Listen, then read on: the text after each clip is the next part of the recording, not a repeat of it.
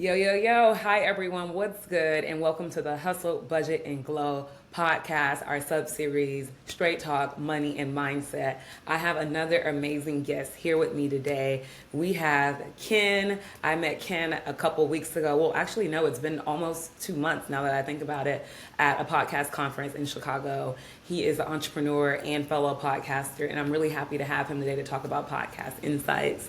He's tuning in live from the DC DMV area. I'm going to go ahead and pass it over to him shortly, but we're going to drop a lot of gems today. So if you're a podcaster, want to start a podcast in the brand industry, or curious, or just love listening, definitely this is the right episode for you. I'm your host with the most, Shelbie Morgan, holding it down here. So let's get started. Get your coffee, your tea, whatever you need to vibe, and kick it with us today. Ken, I'm going to go ahead and pass it over to you. Let's go.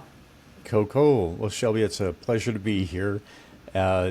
And looking forward to this moment from even our initial conversation there at the podcast conference. So, but yeah, to the point on the and entrepreneurial side of things, I've got a project that is curated questions, and there's three different elements to that, and it's speaking, coaching, and the podcast. So right now, the podcast is the most accessible spot to understand what I'm doing. So it's a joy to be here. Amazing. It's a joy to have you here. So tell us a little bit more about your background and how you got into podcasting and what that means for you today. So a very circuitous route. My background is actually military as a submarine radioman, and then spent lots of years in industry doing professional support services for the Navy as a contractor, and then jumped the fence and went federal employee in 2009. And then just recently, or earlier this year, I resigned as a part of the administration's offer to pursue this full time.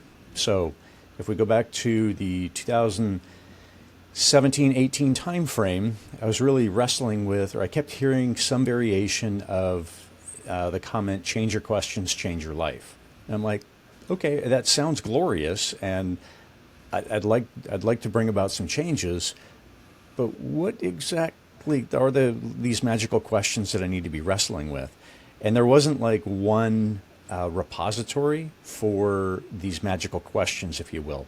So I started curated questions in the website as that, just a repository for collecting these questions that I might hear on a podcast, reading a book, whatever it was. And that just became my spot to be able to collect so that I could refer to them. So it was kind of scratching my own itch. Then the podcast grew out of that as the next kind of iteration and the extension, whereby I talk with people who understand the power of questions and that it's a skill that can be developed, and then so we have conversations about how they might use questions in their personal and professional life.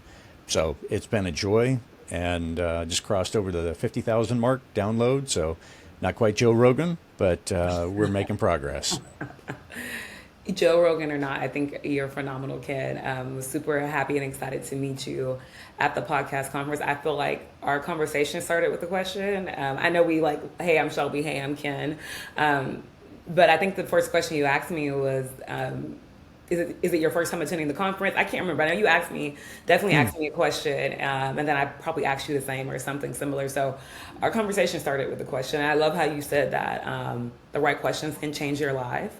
And I think whether that's asking or receiving, the right questions can change your life, because the conversation can change your life. Like literally, we were in line at check-in, like the conference had just started. We were getting ready to get our badges, and we just happened to be next to each other. And you were so nice and polite, and I was freezing cold trying to warm up, and I was happy to talk to somebody.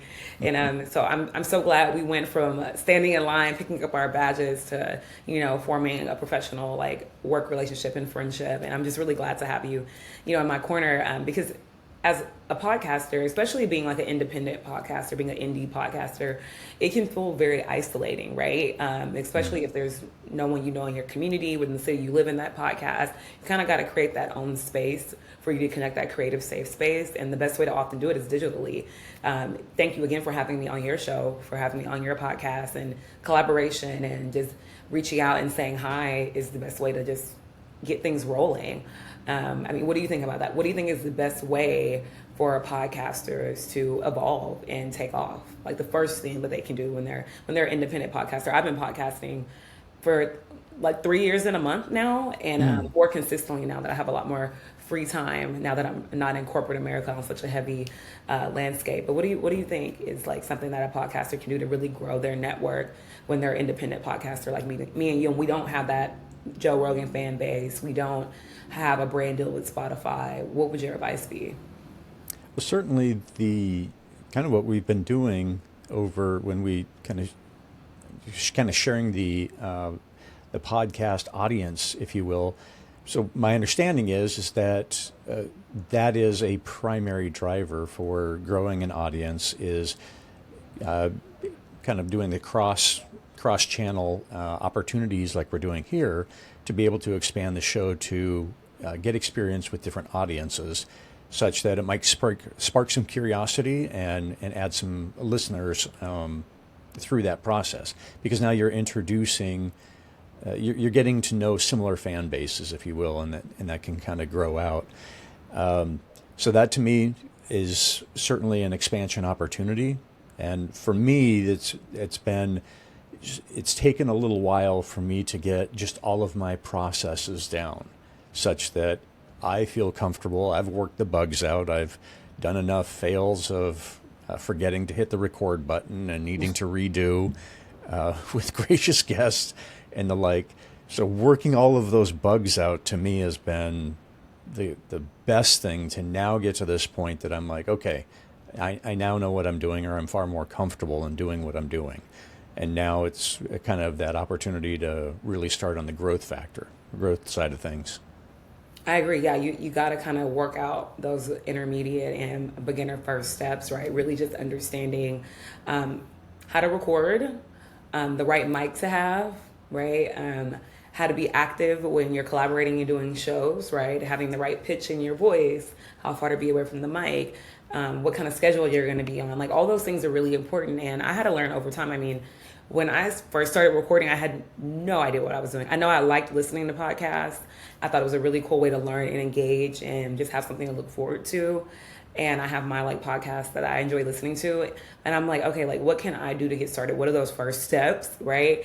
And I mean, now I'm on my third mic, and now I have like a really nice Shure mic that I love. But when I started, I just had I didn't even have a Rode mic. I just used my phone. I literally was just talking into it, and it wasn't that great. Then I got a Rode mic that you could pop in, and that was super helpful. And so I still have that. Like it's right here. You can just nice. pop Okay. it. This is for my iPad because this is old. I've had this for over 3 years, and iPhones have changed, and I have like this one for my iPhone. But this is great for on the go. I have my tripod. I can just pop this in and get really good quality. And I use my Shure mic now. But yeah, just putting time and money into developing your show, because at first I was not going to buy a $500 mic when I didn't know if it was something that I was going to do forever. Like I didn't know. Like I had to just really test it out and see if podcast was for me. So anybody listening, like use your phone, record your first 2 or 3 episodes, see how you feel about it, see if the flow was great, write your scripts, get feedback from your family and friends, and then buy your first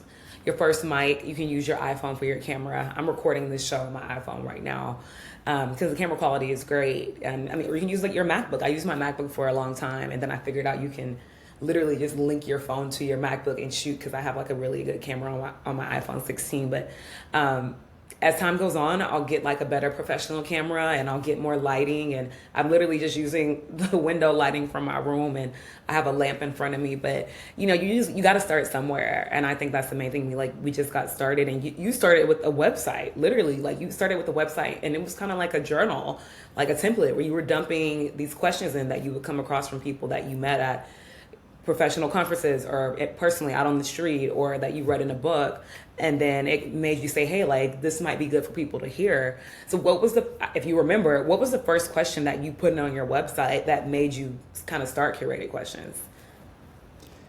Well, it really kind of grew out of, I don't remember specifically the first question, but what I do have is I've got it kind of broken down into different groups of meditation, leadership, and in different categories, so that now obviously there's no rules that, Right. you Yeah. can obviously use these elsewhere, whatever it looks like, but at least just kind of general categories. But a early success that was that I had met someone online, and she had broadcast out to the community. She said, "Hey, I've got a interview that I'm doing tomorrow. Does anyone have any recommended interview questions?"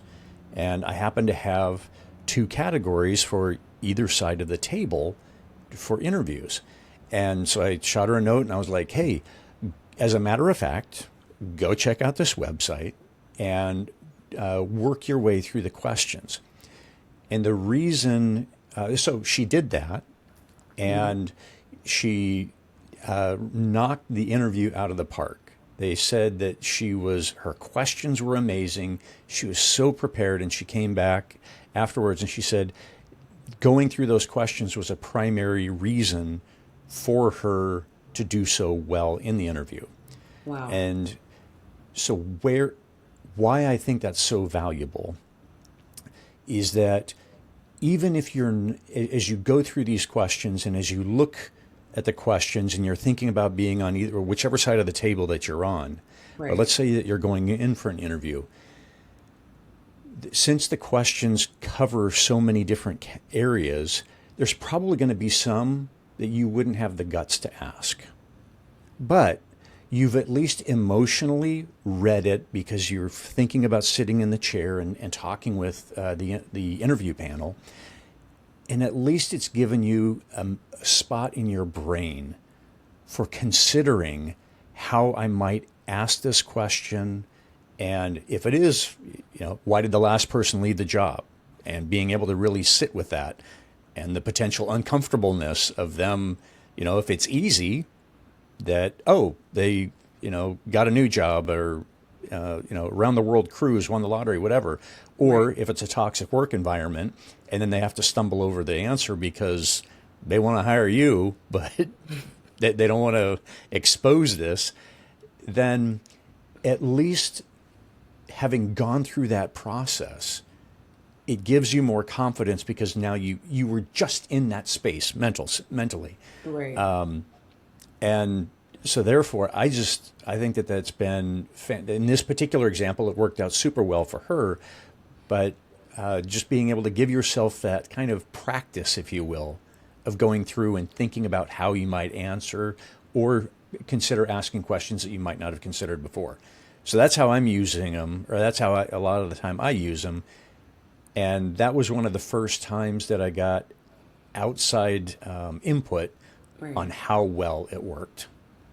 Yeah, I love that. And like you said, you took those categories, you shared two of those categories that could possibly be helpful for her. And she put herself in that mental space, went over them. And mind you, she maybe didn't ask every single question. And it could have been two-sided, interviewer versus interviewee. But she was able to have the thought process already ready and going. So when whatever question was thrown at her, she was prepared for it. And I love that you got that instant like gratification and feedback. And it kind of like pinballed your situation for growing this platform for your podcast. And now we're at 50K downloads, and a lot of podcasters, whether they've been podcasting 1 year, 3 years, or 10 years, what would you say has been the key thing to get you to 50,000 downloads? Like, how have you gotten there? What is the podcasting insight for you to have reached that goal and attain that? Well, it's been consistency has been a primary thing, which I've always heard that was the case of just be consistent so that your audience knows that you're putting out content. And that's also one of the most difficult things to do. So when you're sitting behind the mic, whether it's finding the guests or if you're going to do a solo episode, preparing for it, thinking it through, how to best serve your guest. So there's that. And then I've also done promotional. So I've found that audience lift has been very effective, and Player FM. They've got those are two different strategies on how they do things, but they're all approved downloads, and it's not just going to bots. So Player FM will give you it'll give you a global perspective or global audience, whereas you kind of, with the audience lift, it's more targeted. But those are, and then I've done a bunch of others or tried others, and those two that I mentioned have been the most effective, Okay. and Are I'm you willing paying to for share out spots? those names. What's that? Are you paying for spots on Audience Lift and Promotional FM? Are you paying like in a way like for ads to push out your podcast? Yes, yes. So it's advertising is what it is. So Got you. Audience Lift, what their process is to embed your ad into various websites of interest. So Got you. like on the Time website or whatever, and you can select whichever categories that you're interested in. Player FM, they have, and it's really their web-based. They're a web-based platform. That's and it's a far more global reach. So they'll do their campaigns for 2 weeks, and so you pay a flat rate, and it goes across for 2 weeks, and so you just kind of see a level set on that one anyway on what downloads look like. Got you. Okay, so you've seen the most turnout from doing paid reach versus organic reach from just social media and just being on your hosting platform. Are you Yes. saying like maybe it's like a 20% for organic and 80% for paid, or do you think it's somewhere in the middle when it comes to It's audience reach? probably 30 to 40% organic, and then the rest is paid. But the organic's been a lot longer, right? So Right.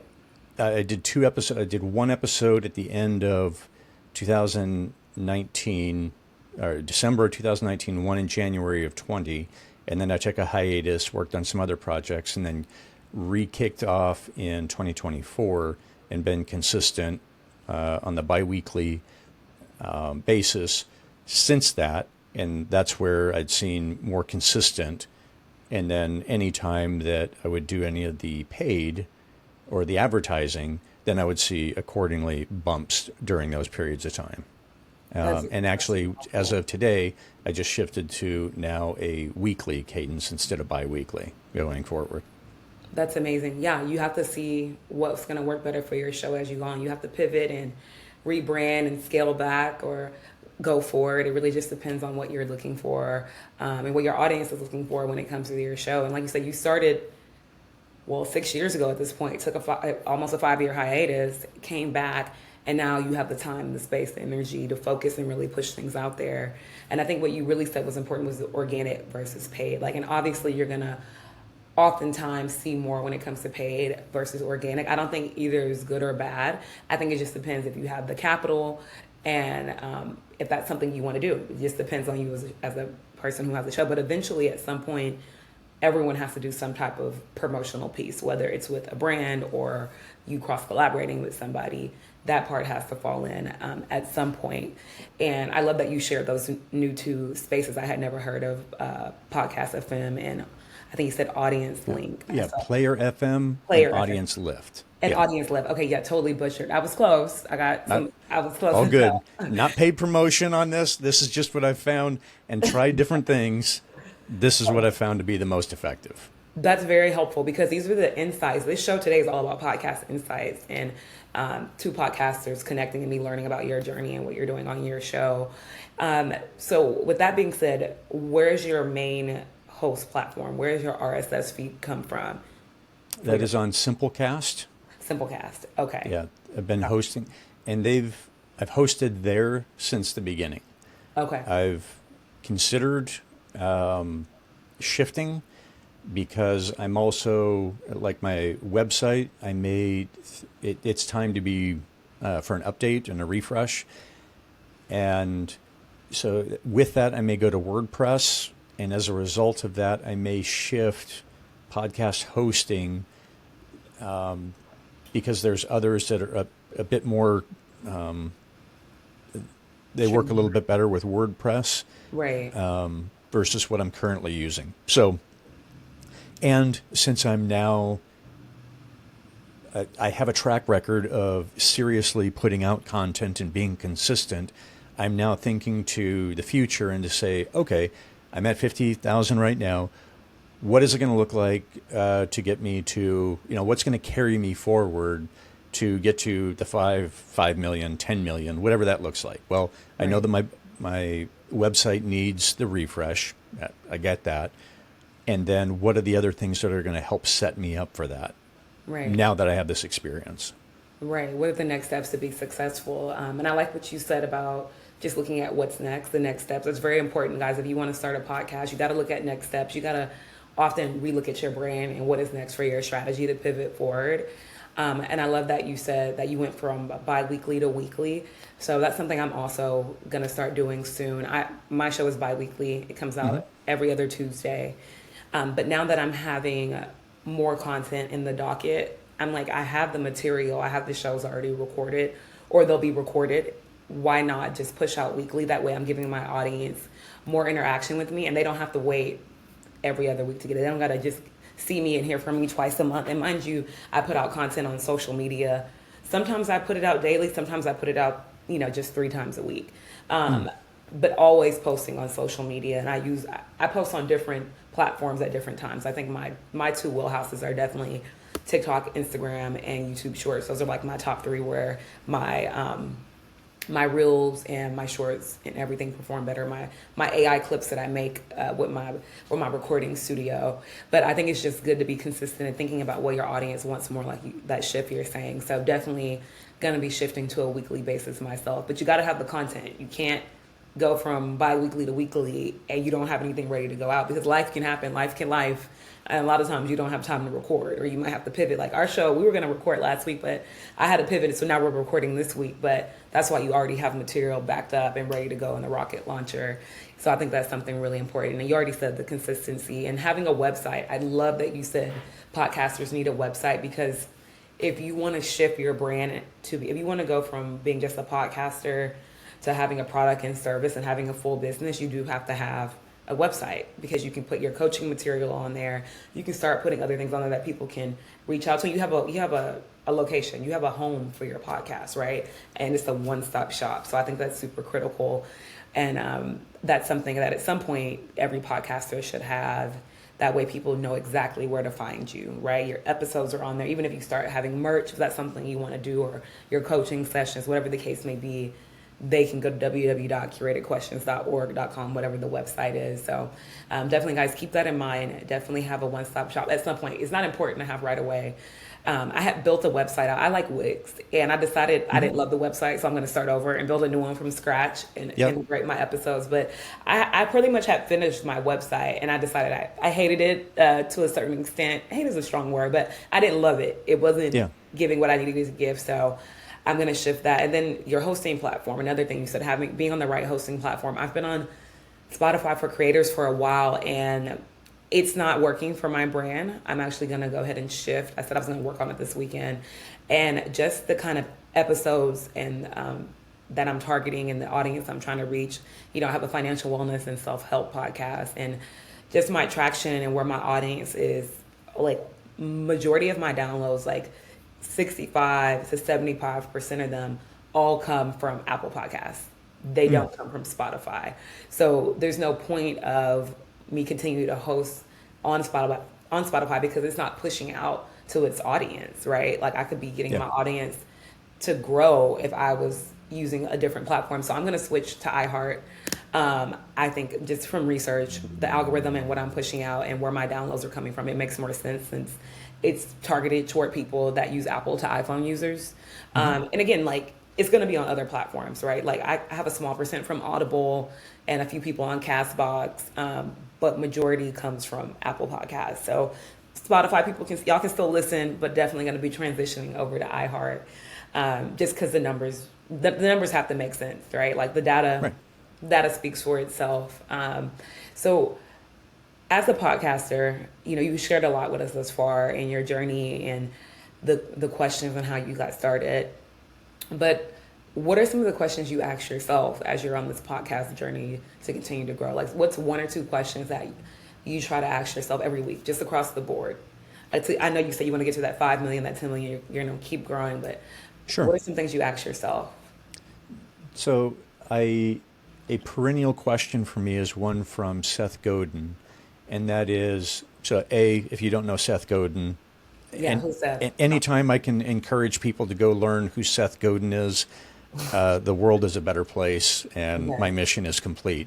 So please just go look up Seth Godin, and it'll pop right up if you Google.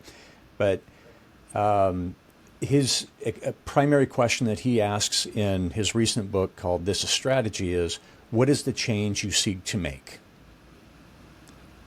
That it's a very straightforward, simple question with lots and lots of tentacles on what is the change that you're actually seeking to make. So for me, it's I want more people to engage with questions and develop questions as a skill.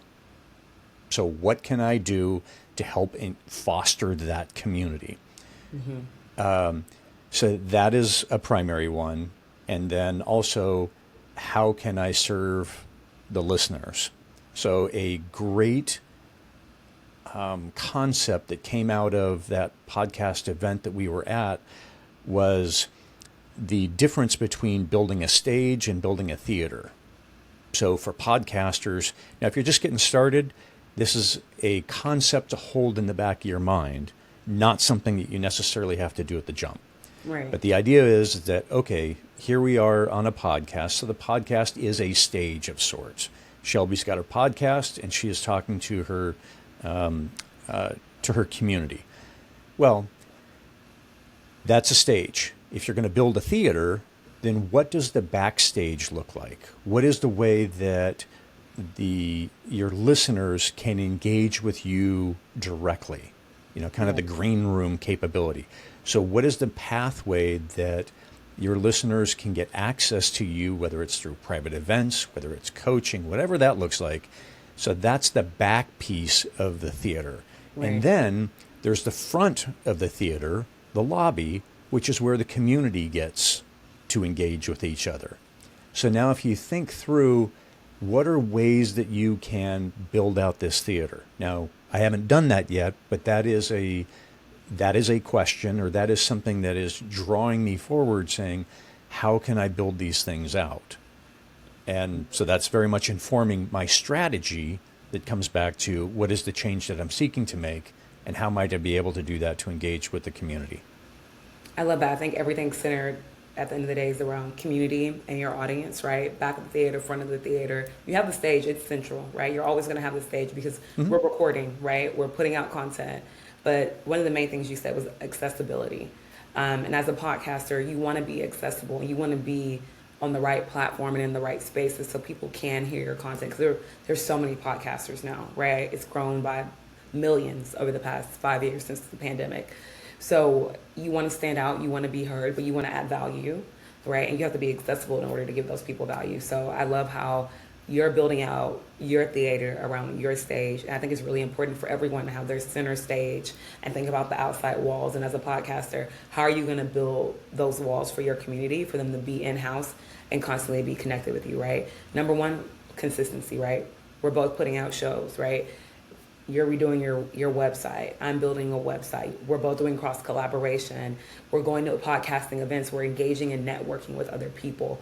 We're building a community in some sense. And me and you don't live in the same city, but yet here we are collaborating. We live across the country, making things happen, right? So we're building pieces of our stage. And I think that's one of the best things you can do as a podcaster is to keep growing and keep doing your build out. And we've seen a lot of places around our areas where we live at go through reconstruction. Podcasting is no different. A lot of times you're going to have to reconstruct, redevelop. People redo their houses all the time.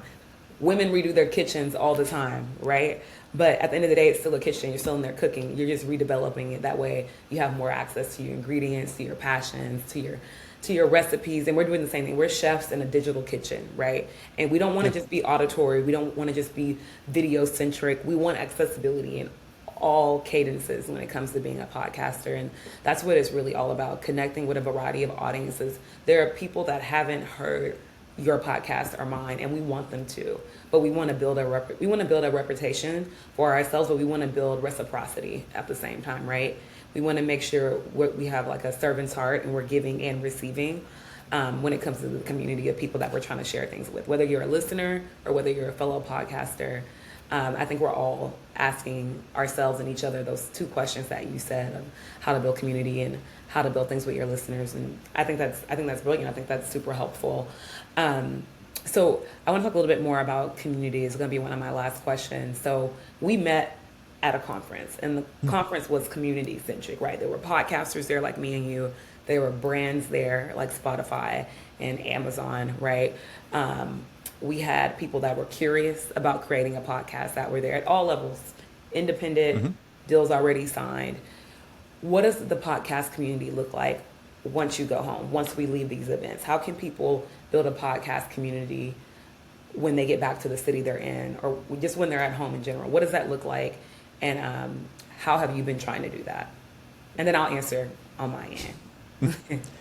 Well, I am very much in the building stage. So I would talk from aspiration versus experience looking backwards.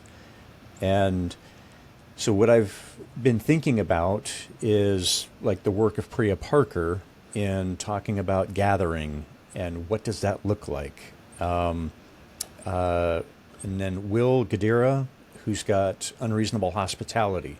So he's another individual that I kind of look at as a thought leader to say, what does gathering look like? How to build community? And so as I've considered what that looks like in the world of questions, because my central theme is questions, or that meta skill. So as it's pondering, what are the best ways to incorporate that?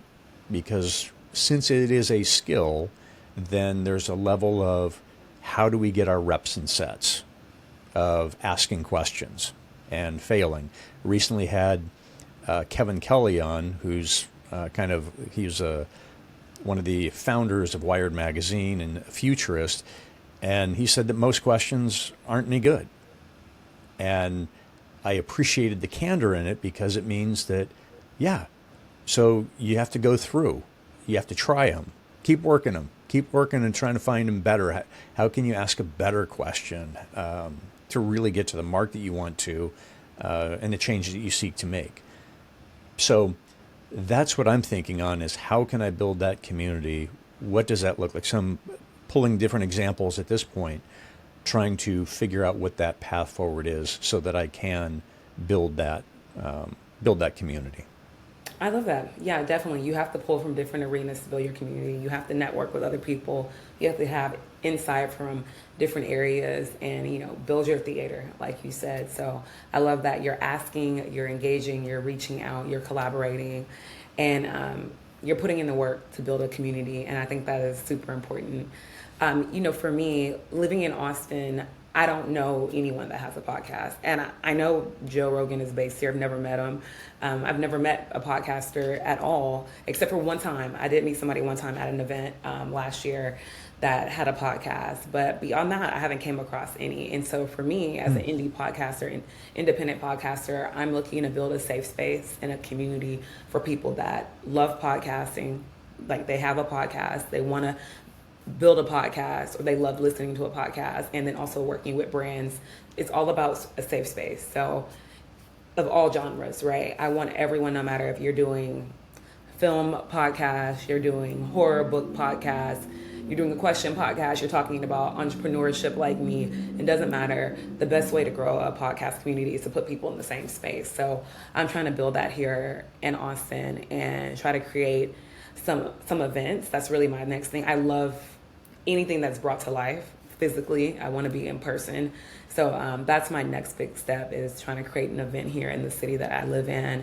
And the main goal is for everybody to walk away with a connection. That's the main thing, because that one connection can spiral and domino effect into the next connection. So I think podcasting is all about connectivity, and that's how you build a community. So that's what I'm doing on my end. And then following up.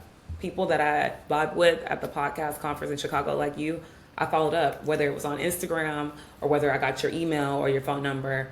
I reached out to see like how we could work together and collaborate. And number one, how I could help you. Like, what can I do for you? Not so much what can you do for me, but in return, if you can do something, we can work together, then great. And I Yeah. love that we got to both be on each other's shows. But connectivity, man, that's how I'm trying to do it, in person or virtual. But just trying to build something and build a network. I think that's critical. Again, I'm really big on safe space for the community. Podcasters come from all backgrounds. We all look different. We all speak different. We all have a swag element to us. But at the end of the day, we want to connect people through an auditory and visual standpoint. So I think that's what really counts. But Ken, I've loved talking to you. I've loved having you on the show today. This has been super fun and engaging. I learned a lot. I hope you've learned a lot. I know our listeners that are tuning in are going to have so much value and insight from this show. So Ken, tell people, where can they find you? How can they connect with you? I know how I can find you, but tell people how they can find you, Ken, because people are going to want to keep in contact with you and learn more. And you guys, y'all have a new podcast to listen to. So get at it and get active. Ken, let us know. Yeah, there we go. There we go. Love it. Well, so the answer to your question, let me first answer that, is you can find me at Curated Questions anywhere you find your podcast. Internet, it's curatedquestions.com. Across the socials, it's Curated Questions. So I own that name. You can absolutely reach out.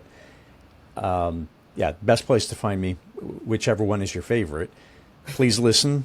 And just so the plea would be is that when you do listen to a podcast, please leave a comment. So please, when you're listening to Shelbie's podcast here, please leave a comment, a like, or whatever. That like significantly matters. It really does matter. And then what I also want to say for any up and coming podcast hosts is be gracious and or extend grace to yourself. Because there is so much to do. Because if you look at Joe Rogan or Stephen Bartlett, Diary of a CEO, you look at these folks that have all these resources, and the thought is, I want to do just like that. Yes, understand that those days are ahead of you. But as Shelbie mentioned, just starting and seeing if you do like it. Don't start out and say, I'm going to do this weekly or twice a week or whatever, just because life is going to get in the way. So start out with something that's maintainable that you can do, and that, like I say, consistency, and that you can be gracious with yourself. You're going to make some mistakes. You're going to screw things up like I have with your top guests, and you fail to hit record, right? Mistakes are going to happen. So be gracious with yourself as it's happening. And other than that, just have a good time. I mean, this is just another means to share who we are in our humanity. And in a world of AI, humanity is a good thing. 100%. I couldn't have ended the show better myself, Ken. Show grace to yourself, everybody. My show is all about hustle, budgeting, and glowing, but that's the tagline. You got to hustle in seasonality. Show yourself some grace. Budget your time and your finances accordingly, and your energy. Just show up for yourself. Just get started. Hit record. And like Ken said, have a good time with it. Ken, thank you for everything. I've had so much fun today. I can't wait to connect some more offline. You're always going to be in my corner. Everybody, like Ken said, like, comment, share, subscribe. That is how we get ahead and win, when you share the love, and the glow will shine. I'm your host, Shelbie Morgan. Thank you, everybody, for tuning in. Peace out, and have a blessed day, and keep shining.